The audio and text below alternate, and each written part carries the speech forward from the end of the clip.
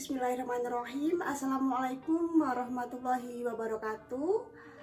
Selamat pagi dan salam sejahtera untuk kita semua. Yang terhormat Ibu Dr. Haji Amelia Setiawati SHMM selaku dosen seminar manajemen keuangan. Pada kesempatan kali ini saya akan mempresentasikan proposal saya dengan judul Pengaruh Kepemilikan Manajerial, Kepemilikan Institusional, dan Return on Equity terhadap Financial Distress pada perusahaan properti real estate di Bursa Efek Indonesia tahun 2017 sampai 2019. Perkenalkan, nama saya Hilda Ica Amsalia dengan NIM 191200009 dari Prodi Manajemen Keuangan. Adapun pokok pembahasan dalam penelitian ini yaitu yang pertama pendahuluan, yang kedua tinjauan pustaka, dan yang ketiga metodologi penelitian. Nah, langsung saja penelitian ini dilatar belakangi oleh era globalisasi saat ini. Dunia teknologi berkembang cukup pesat. Namun hal ini tidak juga dapat menentukan bahwa suatu perusahaan sedang terus tetap aman dan bertahan dalam persaingan pasar menurut Rani tahun 2017. Hal ini dibuktikan dengan banyaknya perkembangan di berbagai bidang, salah satunya pada sektor properti real estate. Beberapa faktor yang menyebabkan penurunan pada sektor properti yang kondisi perekonomian di Indonesia yang kurang stabil menjadi nilai rupiah sempat melambung. Pada awal tahun 2019 menyebabkan inflasi. Keadaan yang seperti ini, perusahaan yang bergerak di bidang real estate dan properti harus mampu bersaing untuk dapat mengambil hati konsumen supaya mau berinvestasi dan belanja properti. Sebab bila tidak, ketidakpastian dan ketidakmampuan perusahaan untuk bersaing akan mengakibatkan kinerja perusahaan semakin buruk. Apabila perusahaan tidak mampu untuk bertahan, maka akan menyebabkan kondisi keuangan tidak sehat. Dan kemungkinan terburuk perusahaan tersebut akan mengalami kebangkrutan. Namun isunya kepemilikan manajerial memberikan kesempatan manajer terlibat dalam kepemilikan saham, sehingga dengan keterlibatan ini akan menyamakan kedudukan manajer dengan pemegang saham. Adanya kepemilikan manajerial yang besar terhadap manajer diharapkan dapat menurunkan terjadinya kesulitan keuangan perusahaan. Dan selanjutnya, kepemilikan institusional memiliki kemampuan untuk mengendalikan pihak manajemen melalui proses monitoring secara efektif. Semakin tinggi kepemilikan institusional, maka semakin kuat kontrak eksternal terhadap perusahaan. Dan hal ini dapat mengurangi biaya keagenan sehingga dapat mencegah gejala kebangkrutan. Dalam penelitian ini, rasio yang akan digunakan untuk melihat ada tidaknya kebangkrutan yaitu profitabilitas yang menjadikan ROE sebagai indikatornya, di mana fungsi ROE adalah menilai kemampuan perusahaan dalam menghasilkan dividen. Atas dasar itu, peneliti mengambil judul Pengaruh Kepemilikan Manajerial, Kepemilikan Institusional, dan Return on Equity terhadap Financial Distress pada studi perusahaan real estate yang terdaftar di BEI tahun 2017 sampai 2019. Rumusan masalah dan tujuan penelitian ini adalah yang pertama, untuk mengetahui dan menganalisa pengaruh signifikan secara parsial antara kepemilikan manajerial terhadap kondisi financial distress pada perusahaan properti real estate yang terdaftar di BEI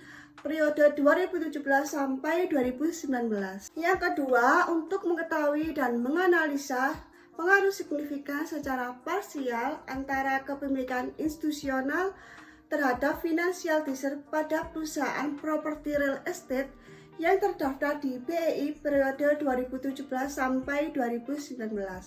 Yang ketiga, untuk mengetahui dan menganalisa pengaruh signifikan secara parsial Return on Equity terhadap Financial Distress pada perusahaan properti real estate yang terdaftar di BEI periode 2017 sampai 2019.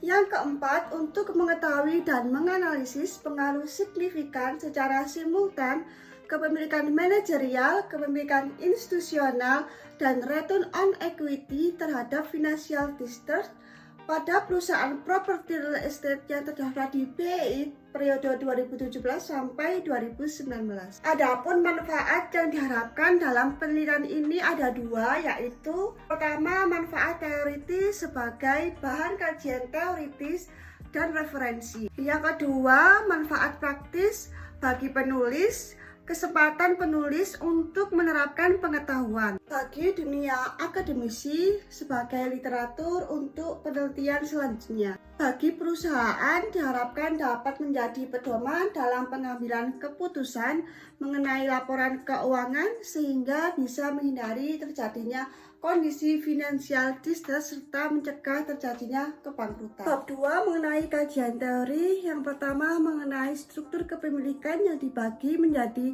kepemilikan manajerial dan kepemilikan institusional. Menurut Gunawan, kepemilikan manajerial adalah situasi di mana manajer memiliki saham perusahaan atau dengan kata lain manajer tersebut sekaligus sebagai pemegang saham perusahaan. Lalu kepemilikan institusional menunjukkan persentase saham yang dimiliki oleh institusi dan kepemilikan blockholder, yaitu kepemilikan individu atas nama perseorangan di atas 5% tetapi tidak termasuk ke dalam golongan kepemilikan insider. Selanjutnya yaitu return on equity. ROE merupakan suatu pengukuran dari penghasilan atau income yang tersedia bagi para pemilik perusahaan, baik pemegang saham biasa maupun pemegang saham preferen, atas modal yang diinvestasikan di dalam perusahaan menurut Ramadhani tahun 2018. Yang terakhir mengenai financial distress. Financial distress merupakan suatu kondisi di mana perusahaan sedang mengalami kesulitan keuangan. Menurut Harry tahun 2017.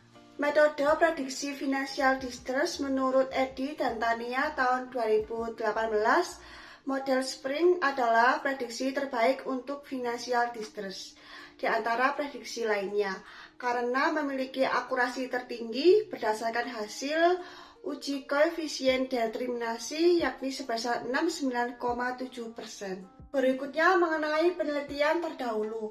Menurut Sunia tahun 2020 telah melakukan penelitian yang berjudul pengaruh profitabilitas, struktur modal, sales growth, dan pergantian CEO terhadap financial distress dengan variabel moderasi struktur corporate governance. Kedua, penelitian Sarina tahun 2020 dengan judul pengaruh ukuran perusahaan, debt to equity ratio, return on equity, dan current ratio untuk mengidentifikasi financial distress pada perusahaan properti yang terdaftar di BEI periode 2014 sampai 2017. Selanjutnya, Asaji dan Mahmuda tahun 2017 telah melakukan penelitian dengan judul rasio keuangan dan prediksi financial distress. Yang terakhir, Harahap tahun 2017 telah melakukan penelitian yang berjudul pengaruh mekanisme corporate governance dan firm size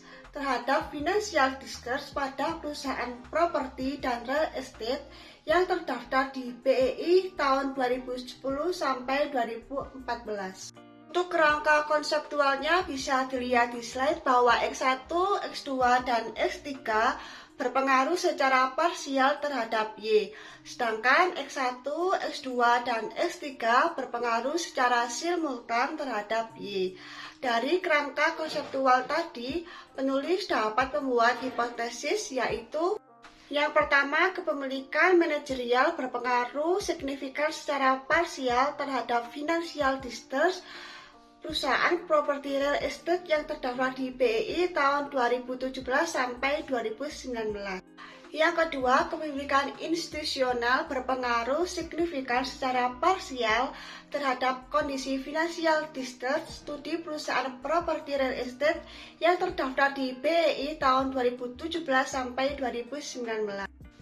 Yang ketiga, return on equity berpengaruh signifikan secara parsial terhadap financial distress pada perusahaan properti real estate yang terdaftar di BI tahun 2017 sampai 2019. Yang terakhir, kepemilikan manajerial, kepemilikan institusional, dan return on equity berpengaruh secara simultan dan signifikan terhadap financial distress pada perusahaan properti real estate yang terdaftar di BI pada tahun 2017 sampai 2019. Selanjutnya, bagian ketiga yaitu metodologi penelitian. Penelitian ini menggunakan pendekatan kuantitatif yang identik menggunakan angka atau numerik dalam menganalisis data penelitian. Populasi yang digunakan penelitian ini yaitu perusahaan properti real estate yang terdaftar di BI sebanyak 61 perusahaan. Sampel yang diambil oleh penelitian ini yaitu perusahaan properti real estate di Indonesia yang sudah go publik dan telah mengeluarkan laporan keuangan tahunan 3 tahun berturut-turut dalam periode 2017 sampai 2019. Teknik pengambilan sampel dalam penelitian ini menggunakan teknik porpoise. Jenis data yang digunakan pada penelitian ini adalah data sekunder. Data sekunder bersumber dari publikasi pihak ketiga yang berupa laporan keuangan tahunan perusahaan properti real estate yang terdaftar di BEI pada tahun 2017 sampai 2019. Metode analisis data dengan uji kualitas data yang terdiri dari uji deskriptif.